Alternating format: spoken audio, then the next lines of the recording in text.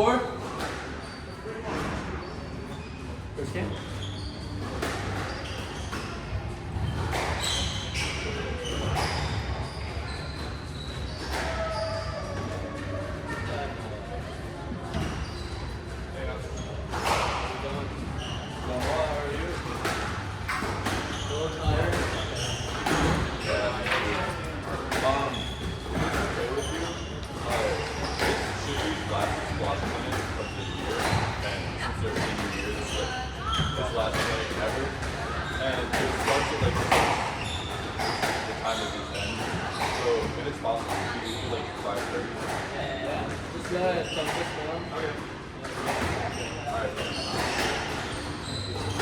Good luck with the last clinic.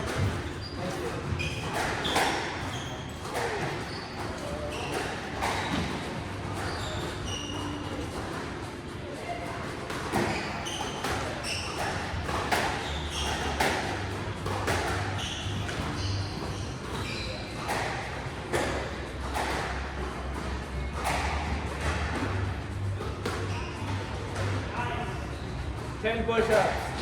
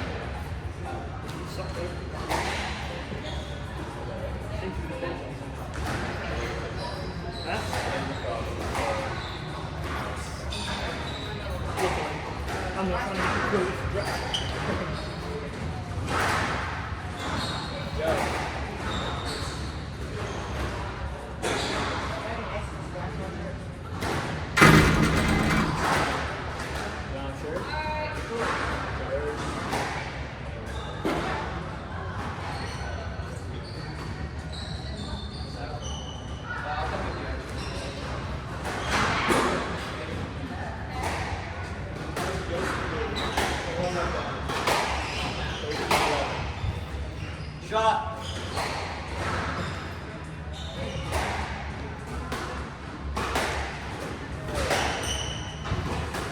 Oh my god. Know that? Oh my god.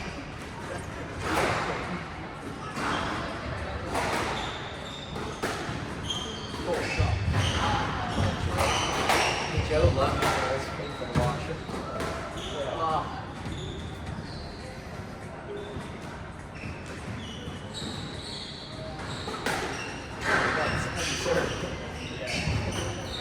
Dude, he served out.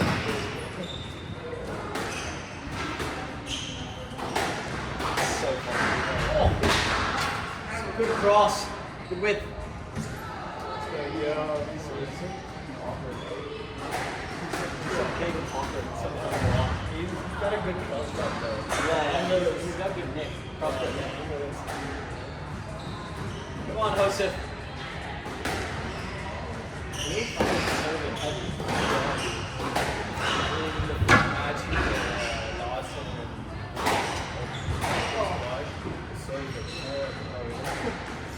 Just in the middle so much. Like, did not hit one sidewalk.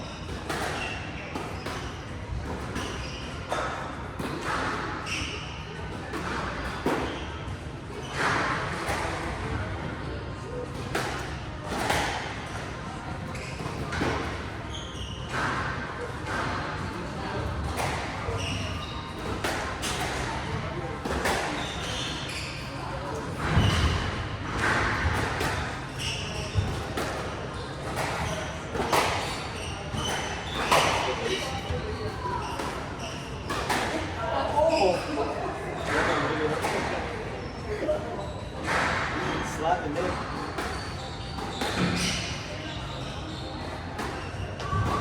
Oh!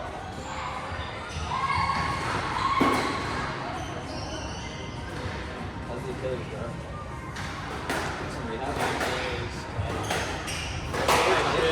I think it's Yeah, maybe go to Sarah, dude.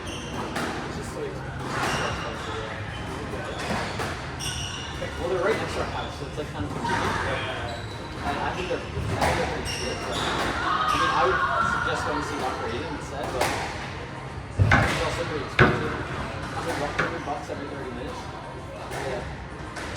Do like a 30-minute checkup and then she is good. woo! Shot.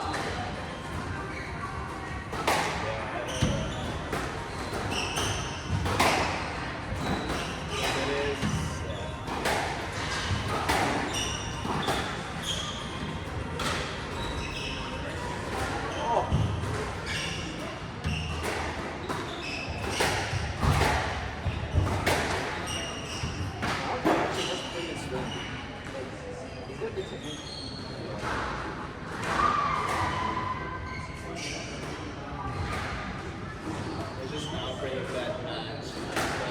Yeah. It gets too stuck in the perfect mode. Right.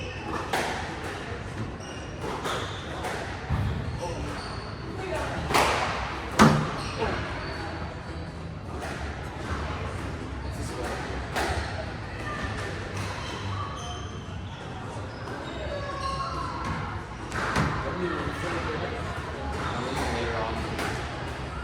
I'm staying at Gabby's house tonight, and then I'm going tomorrow from Newark on like at 9 p.m. with my flight. Yeah. Hopefully it doesn't get delayed.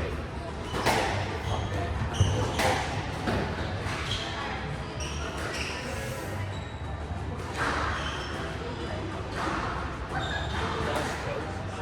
Which one? I don't know. No, that one.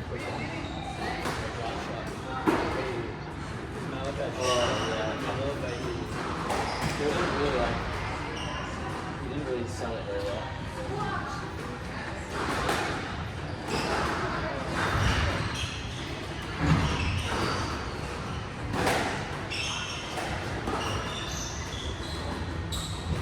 Cool.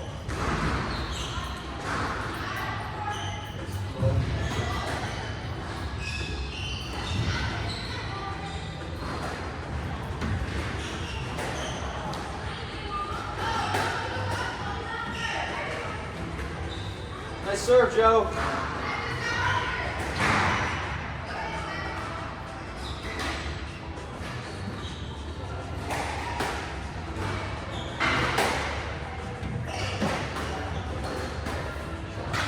Oh, it's tight.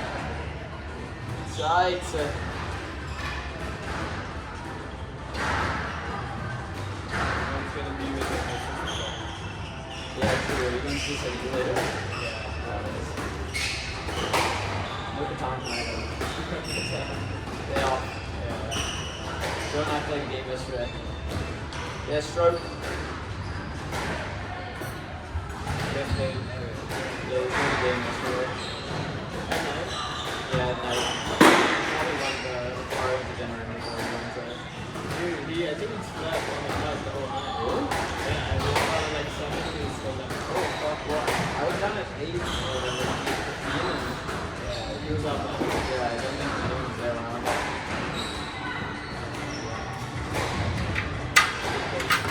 Alright, Joe, you're in a hole, mate. You're in a hole, mate. Bro, you're gonna get some quick.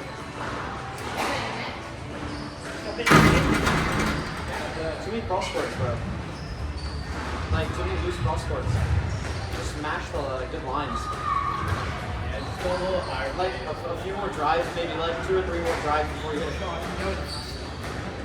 or 3 more drives before you go across. Wait for a better angle on the cross, because like he beat you on like a couple volley drops, and then like smash a couple into the sidewall, shut out. Preacher. What? 3-2, let's see it. 3-2. You wanna bet? All right, I'm going to shower. I'll $5? start going when I come back. $5 bet? $5 bet?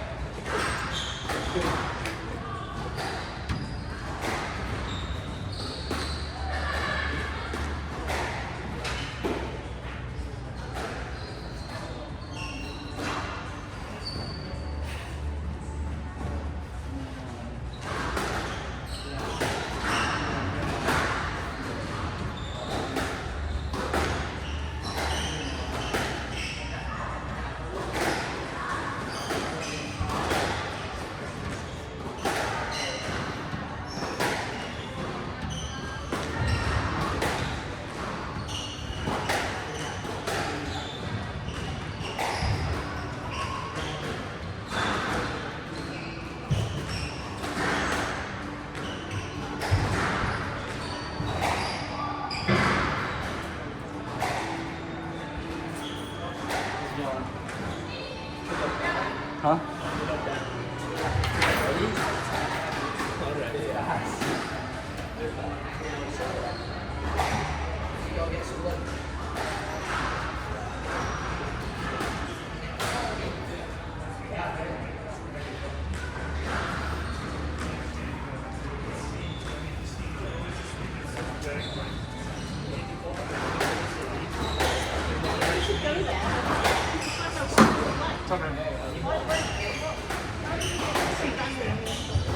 On the highest level, that's the drive.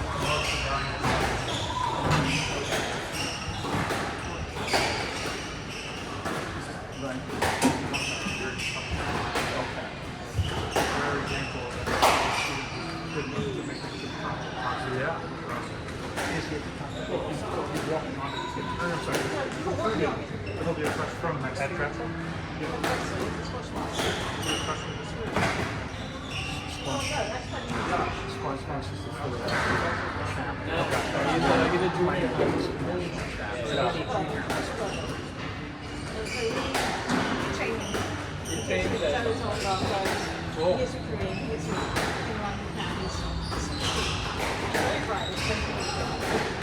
But being the top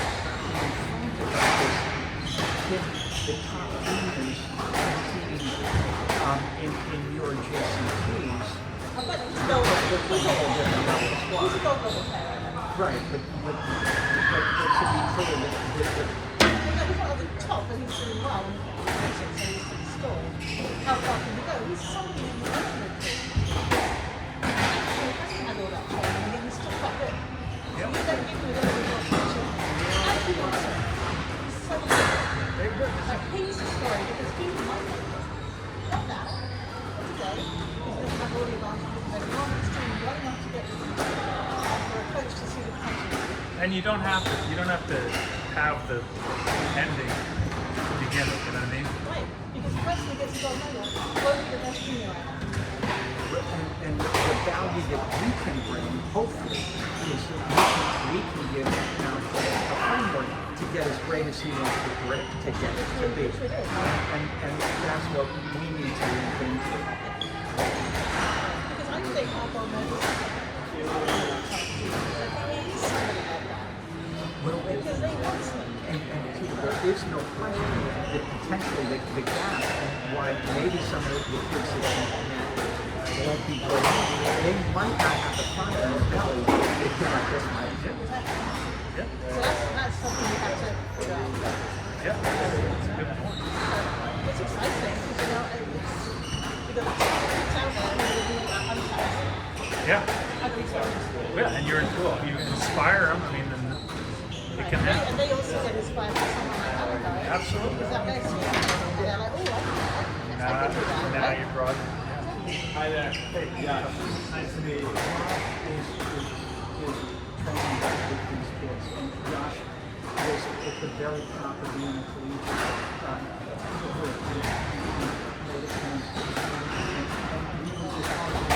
Is a, devoted to kids like this, so that they are at the very top and working with these kids every day. Yeah, I'm working with Squash Marks with the high school. So, I mean, it's good. It's been good. It's just trying to figure out how to get them to that next level, especially that college level for now. But yeah, it's interesting. I mean, it's a whole process, but also I think it's the exposure of like tournaments and like. But I think a lot of them, like this kid, he's really good. Like everyone's gonna see his technique. Okay, like he's great with his technique, but what comes down to is when he performs in tournaments. Yes, and that takes. That takes a lot. A lot of the kids who are really good in sport, they're failing really early on, like under 13s, under 15s. But they start playing the gold and like the silver tournament in under 17. So then the risk of like just that this kid to like lose. And there's a lot of things riding on like the tournaments and every match matters. So you're trying to figure out a way to get through that for the kids that don't have that same level of exposure. Yeah, but on the earlier side, more in middle school. But again, with the amount of time they're spending in middle school, like needs to go up. Because someone like him, he's coming every day and training, but not all the kids are doing that. Sorry. He wants it, yeah, but I That's think why. That's it. Yeah. But the thing is, Does he have a true fire? yeah, I mean, yeah, he does. I think he's one of the more A couple of years ago, going, how do I Is that right? like he's trying to train with the Pepsi boys, then reaching out to a lot of girls, getting going and like new sessions. The other thing is I have other 40 kids as well. Right. It's tough to spend that much time And he could train them to an extremely high level, but now Too many other kids. yeah. And it's also like, being an urban sports program, no matter what the level is, you have to be equitable with your time, kind of. But again, whoever wants to be at the higher level has to spend that time. And so maybe that's where the handoff is, because U.S. Squash doesn't have to be as equitable. If we can work with you to pick up. Yeah, like he does the high sessions here with Nick. So again, like, So he's interacting. It's a great thing. Yeah. but then there's there's like a few other kids who could, who could obviously benefit from that, and sometimes those kids are right at that level where they're not being able to recognize as well, but then they need that extra recognition to be able to push to the next level. But Is RJ one of those kids? RJ is. I think now he's like 13 now. And he's still, I think now he's maturing and like he's coming to high school practices and like understanding what does it take to be good in sport. There's one thing you can be good naturally, but that starts to go down as you get older. Everyone's getting fitter and better. So that you need to have that maturity of like, okay, I need more than just talent right now. But this kid is not as talented, but hard work is like that. But then there's also some kids that we're trying to figure out the boarding school opportunities because one of our kids went there last year. And again, like he's getting, strength and conditioning, he's getting the sessions, he's getting to play with 15 other high school boys who are at the same level. So he's gonna get better naturally, Do you send many kids to boarding schools? Right now, not as many. We've only had like a couple. Some like City Squash, they send a lot of kids. But I think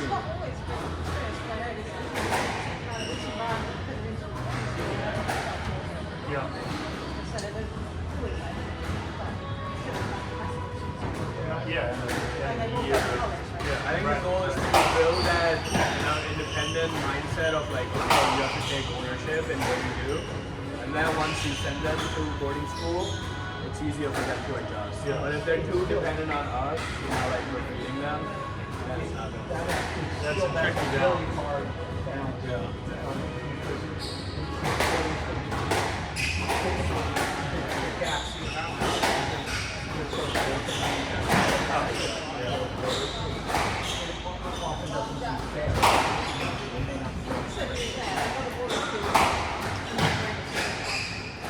I mean, it's just they have the resources, but like the coaching is, there's some coaches I know like Mercy Burke. He's coach and I've had a good relationship with him. So the kid we have, like, he's there. He's thinking of the school year, he hated it. Like I want to come back. But then now he's like, okay, I understand that I'm talented, but it's not now. You now understand what needs to be done. So I think that just because he got that environment, like here he felt like he was the best. He didn't have to try all the time. And like when you lose, he just be like, oh, I don't care. Or like, I'm the best.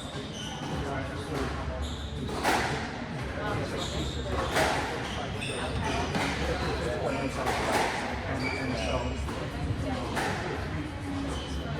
you being able to impart serious practice. It's actually funny. Like I never like learned how to coach, but I think through my own squash, and then I coached in California for a year, and that was mostly my performance. Everyone's top 30 in the country.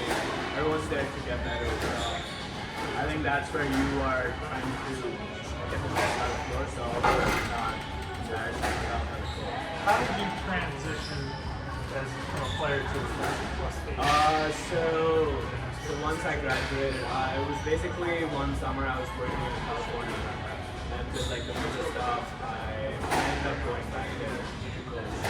And I think partly like I loved just the community there, and the coach's team was great. So I was like, okay, I'll try for a year. And then Well, yeah, it sounds like the team, right? yeah, like right now I've been playing a little bit of ESA, professional. Not as much, not training regularly, but I think I also understand that if I'm asking kids to do something, I need to do that too, or I need to be able to like back up. So I think that's where, and I love playing, like, I love competing, so I've been playing a little bit whenever I can, and I think sometimes the students are the ones that motivate. Good. That's cool. So, yeah. I Well, and you gotta go celebrate your birthday. Hey, thank you very much. Thank you. Yeah, Happy birthday. me too. Yeah. Definitely. Yeah, yeah. Yeah, no, it's good. Happy birthday, Nat.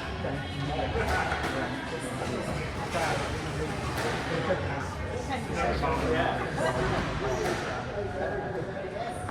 All right. Yeah, enjoy the rest of your birthday. Thank you for spending so much time with me.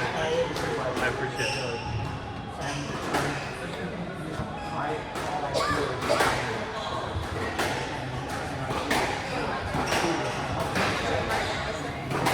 He's too much down.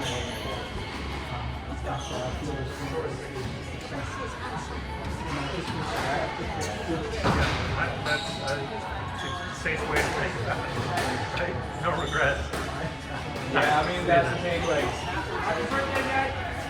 the last 2 years, had to like change the technique on it, and like because of that, it becomes sick. You know, like so he cares how it goes. But he doesn't have the yeah. So what's his like what's holding or what's the next? What doesn't he have? So yeah, I think he struggles with the mental part. He's someone who like looks nice to perfection. He's like he's still 16, but he's like very mature for his age, and that's what kind of holds him back because in squash mentally you have to be really strong. Even if your skill is not there, if you're mentally there, you can win matches. You can win. And I think, you know, with the family background, like all the struggles that he had, I think last year when I started, like I had to basically, you know, do some counseling, like open up, like have him open up to me because there was just so much built up stuff that like he would just snap, you know, like get so mad, like I'm staying the match. So it's more than just squash at that point. Yeah. You gotta take a step back and like try to, because for me, I think I'm a big believer on like what your personality is off court, it shows on court. So like, no matter how much you try to change yourself, like you have to do it off court, and it starts with like unpacking. That's a great point. And I think that I learned that through myself. Like 2 years, I had a different career. Like didn't perform at my potential or my peak because I lacked confidence. I was introverted. And that's what I tried to change in college. You know, work a lot.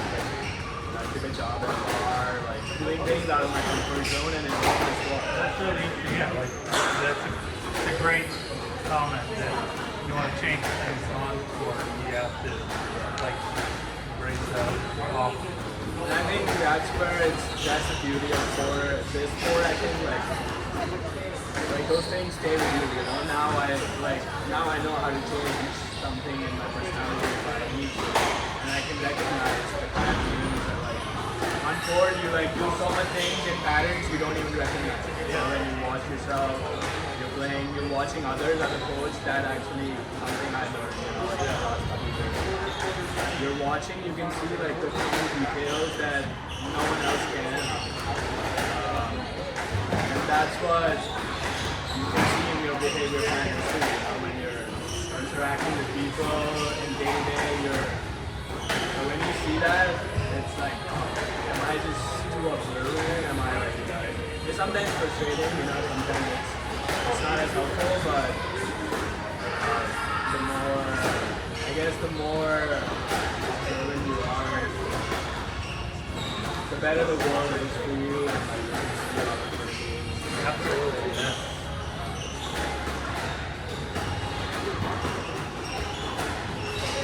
So these guys just playing points or are they playing? Yeah, they're playing a match that's best of 5. You gotta win 3 games out of 5. And it's an 11-point game. So I think he's 2-0 right now. He is. Oh yeah. He's actually leaving for DC tomorrow for a gold tournament. Training